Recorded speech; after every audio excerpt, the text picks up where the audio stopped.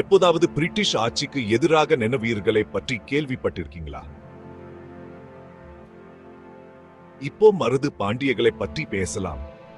இப்பாயிட்ட நூற்றாண்டில் செழிப்பான தமிழ்நாட்டின் மண்ணில் சிவகங்கையின் மருது பாண்டியர்கள் தோன்றினார்கள். பிரிட்டிஷ் கொடுங்கோனமையிலிருந்து விடுதலை பேர் உறுதியடிச்சு நாகப்பட்டினம் மக்களையும் அதை சுற்றியுள்ள பகுதிகளையும் உன்னைச்சார்கள்.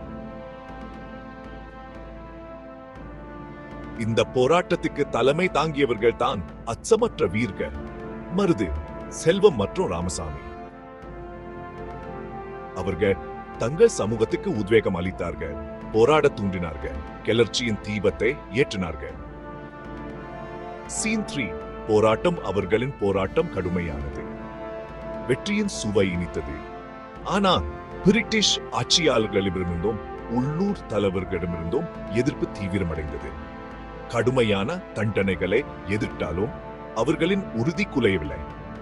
சீன் 4 தியாகம் சிறைபிடிக்கப்பட்ட நிலையிலும் மருது பாண்டியர்கள் தங்கள் மண்ணின் மீதான அர்ப்பணிப்பு பிரகாசமா ஒளிர்ந்தது. அவர்களின் தியாகம் எதிர்கால சந்ததியினருக்கு நம்பிக்கை மற்றும் தைரியத்தின் விளக்கமாக மாறியது. மருது பாண்டியர்கள் வரலாற்றில் தியாக மற்றும் எதிர்ப்பின் சின்னங்களாக பதிவு செய்யப்பட்டுள்ளனர். அவர்களின் சுதந்திர போராட்டமும் தமிழர் பெருமையும் நம் அனைவருக்கும் தொடர்ந்து உத்வேகம் அளிக்குது. இந்த மாவீர்களை நினைவு கூற வாருங்க.